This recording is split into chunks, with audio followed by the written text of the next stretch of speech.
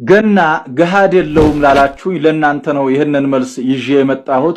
ደግሞ ሌሎቻችሁ ያላችሁኝ ምንድነው የገና ዋዜማ ጾም አይደል? ምኑን ነው የምንጾመው? ፍትሐ ነገሥት ከቻላችሁ መጽሐፉን ገዝታችሁ ባካችሁ ይሄንን አንብቡ ብላችሁ ለነፍስ አባቶቻችሁ ስጧቸው። ነፍስ አባቶቻችን አስተምረውናል ያላችሁት የነቢያት ጾም 40 ነው። ነገር ግን ፍትሐ ነገሥት አንብቦ የማያውቅ ቄስ እንዴት ቄስ ይባላል? ሮብ ይታረዳሉ። በግ ወደ ቤትህ ገዝተህ የምትገባ ለጎረቤትህ ለድሃ ጎረቤትህ ቢያንስ ዶሮ ገዝተህ ስጥ። ሌሎኞቹ የጠየቃችሁ ጥያቄ ደግሞ ምንድነው የገና ምንድነው የምንበላው ብላችሁ ገና ገሃድ የለውም ላላችሁኝ ለእናንተ ነው ይሄንን መልስ ይዤ የመጣሁት። ገና ገሃድ የለውም የምትሉ ገሃድ አለው። ምክንያቱም ገሃድና ገሃድ እንደ አንድ ተብሎ ስለሚቆጠር ገሃድና ገሃድ አንድ ነው ብለው አባቶቻችሁ አስተምረዋችሁ ነው። የመረዳት ችግር፣ የማሰብ ችግር፣ የማሰላሰል ችግር ነው እንጂ ይሄ ገሃድ አንድ አይደለም። ገሃድና ገሃድ እንደ አንድ፣ ረቡዕና ዓርብ እንደ አንድ ተብሎ ነው ጾሙ ላይ የተቆጠረው። 7 አጽዋማት ተብሎ ነው የተቆጠረው። ገሃድና ገሃድ እንደ አንድ፣ ረቡዕና ዓርብ እንደ አንድ ተብሎ ሌሎቹ ደግሞ 1 2 ተብለው ተቆጥረው 7 ሆነዋል ማለት ነው። ይሄ ደግሞ ገሃድ እንዳለ እናንተ እንድታውቁ አንዳንዶቻችሁ እንደውም ነፍስ አባቶቻችን ያስተማሩን ገሃድ አንድ ነው፣ ገሃድ የገና የለውም ብለው ነው ያስተማሩን ብላችሁ ነው የነገራችሁኝ። እኔ አላውቅም። ነፍስ አባቶቻችሁ ከፍትሐ ነገሥቱ ጋር ተያይተው ይወቁ አይወቁ፣ አንብበውት ይወቁ አይወቁ አላውቅም እኔ። ነገር ግን ፍትሐ ነገሥት አንብቦ የማያውቅ ቄስ እንዴት ቄስ ይባላል? የመጀመሪያው የቤተ ክርስቲያኒቷ መመሪያ እንዴት መቀደስ እንዳለበት፣ እንዴት ማቁረብ እንዳለበት፣ እንዴት ማጥመቅ እንዳለበት፣ እንዴት መናዘዝ እንዳለበት፣ እንዴት ልብሱን እንዴት ባርኮ መልበስ እንዳለበት የሚናገረው የሕጉ መጽሐፍ ፍትሐ ነገሥት ነው። ፍትሐ ነገሥት አንብቦ የማያውቅ ቄስ እንግዲህ ያስተማራችሁን እኔ ምን አደርጋለሁ? ፍትሐ ነገሥት ከቻላችሁ መጽሐፉን ገዝታችሁ ባካችሁ ይሄንን አንብቡ ብላችሁ ለነፍስ አባቶቻችሁ ስጧቸው። ነፍስ አባቶቻችን አስተምረውናል ያላችሁት ግዙና ስጧቸው። እጅግ ብዙ ከባድ አይደለም ዋጋው። ግዙና ስጧቸው።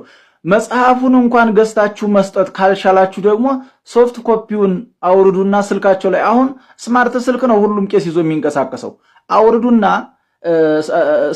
ጎግል አፕ ላይ ስጧቸው። አውርዳችሁ ይሄንን አንብቡት በሏቸው። ያንብቡ እንዴ!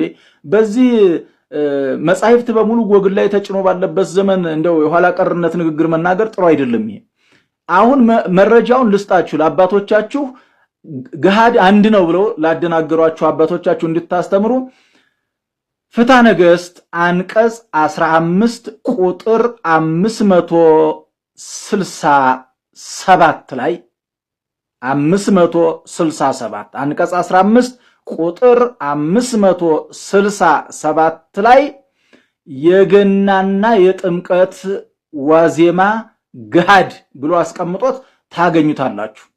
ስለዚህ ይሄንን ገሃድ አንድ ነው እንጂ ሁለት አይደለም ብለው ትክክል ነው፣ አንድ ነው፣ ግን የጥምቀት እንጂ የገና የለም የሚለው ነው ችግሩ። ገሃድና ገሃድ አንድ ተብሎ ነው የሚቆጠረው ብለው አስተምረዋችሁ ከሆነ ትክክል ናቸው። ነገር ግን አይ ገሃድ አንድ ነው የጥምቀት ብቻ ነው እንጂ የገና የሚባል የለም ካሏችሁ ይሄ የእውቀት ማነስ የእውቀት ድርቀት ስላለባቸው ፍትሐ ነገሥቱን ግዙና ስጧቸው። ፍትሐ ነገሥቱን ገዝታችሁ ስጧቸው። ግን ደግሞ ሌሎቻችሁ ያላችሁ ምንድነው የገና ዋዜማ ጾም አይደል? ምኑን ነው የምንጾመው? እሱ አይደለ ታዲያ የተጾመው? እሱ እኮ ነው ገሃድ የሚባለው። የገና ዋዜማ የጾማችሁት ነው ገሃድ የሚባለው። ጾሙ 44 ነው። የነቢያት ጾም 40 ነው። ከዛ አራቱ ከምን መጣ ብላችሁ ጠይቁ። 3ቱ ደግሞ የአብሳሪ የመበስር የተበሳሪ ተብሎ ተነግሯል። ብስራቱን የላከ የእግዚአብሔር፣ አብሳሪውን ገብርኤልን የላከ የእግዚአብሔር፣ ይወደዳል ተብሎ የተበሰረ የእግዚአብሔር፣ ትወልጃለሽ ተብላ የተበሰረች የድንግል ማርያም ተብሎ ተቆጥሯል። ስለዚህ ይሄ 3 ጾም አለ። አራተኛው ምንድነው ካላችሁኝ፣ አራተኛውማ ገሃድ ነው። ለምን ከተባለ ልደት ረቡዕና ዓርብ ከዋለ አይጾምም። ሮብና ዓርብ። ሌሎኞቹ የጠየቃችሁ ጥያቄ ደግሞ ምንድነው የገና ምንድነው የምንበላው ብላችሁ ቤታችሁ ያፈራውን ነው የምትበሉት። ቤቴ ያፈራው ምንድነው ካላችሁ ስጋ ካለ ስጋ፣ እርጎ ካለ እርጎ፣ ወተት ካለ ወተት፣ ስጋም ወተትም እርጎም ከሌለ ደግሞ ያው ሹሮ በዘይትም እሱም ከሌለ ደግሞ ቆሎም ቢሆን ይበላል ሮብ ጧት ማለት ነው። ስለዚህ ነገር ግን ይሄ እንዳይሆን አቅም ያለው አቅም ለሌለው በግ ወደ ቤትህ ገዝተህ የምትገባ ለጎረቤትህ ለድሃ ጎረቤትህ ቢያንስ ዶሮ ገዝተህ ስጥ። አንተ አቅም ኑሮህ በግ ገዝተሃል። ድሃ ጎረቤትህ ግን ምንም የላትም። እንደው ዶሮ መግዛት እንኳን አቅም ባይኖርህ 10 ፍሬ እንቁላል ገዝተህ ብትሰጣት ከሽሮ እንቁላሉ ለበዓል የተሻለ ነው አይደለ? ስለዚህ ይህንን ማድረግ አለብን። አቅም ያላችሁ ደግሞ በሀብት እግዚአብሔር የባረካችሁ አባቶች፣ እናቶች፣ እህቶች፣ ወንድሞች ካላችሁ ደግሞ 10 እና ከዛ በላይ ለሚሆኑ ድሆች አንድ በግ አንድ ድፎ እያረጋችሁ ብትሰጧቸው አቤት ደስ ሲል፣ አቤት መባረክ። እግዚአብሔርን እንዴት በገንዘባችሁ አመሰግናችሁት።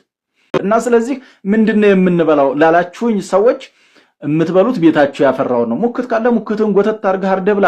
ሮብ ይታረዳል። ሮብ ያኔ እንደ እሁድ ሆናለች። ምክንያቱም ማክሰኞን ጾመህላታል። ሮብ ጌታ ተወልዶባታል። የደስታ ቀን እንጂ የሐዘን ቀን አይደለችም። የስግደት ቀን አይደለችም። የጾም ቀን አይደለችም። ያኔ የደስታ የመፍለቅለቂያ ቀን ስለሆነች ጌታ ተወልዶልሃልና ደስ ብሎ በዓሉን አክብረው ማለት ነው። አክብረው። ሮብ ይታረዳል ወይ ካላ? አዎ ይታረዳል እንጂ ወዳጅ ረድ እንጂ ተፈቅዶልሃል እኮ። ይህንን ለመናገር ነው ዛሬ የመጣሁት። ላልሰማ አሰሙልኝ። እግዚአብሔር ቸርነት ከሁላችንም ጋራ ይሁን። በሌሎች ጥያቄዎች ቆይቼ እመለሳለሁ። የእግዚአብሔር ቸርነት ይጠብቀን።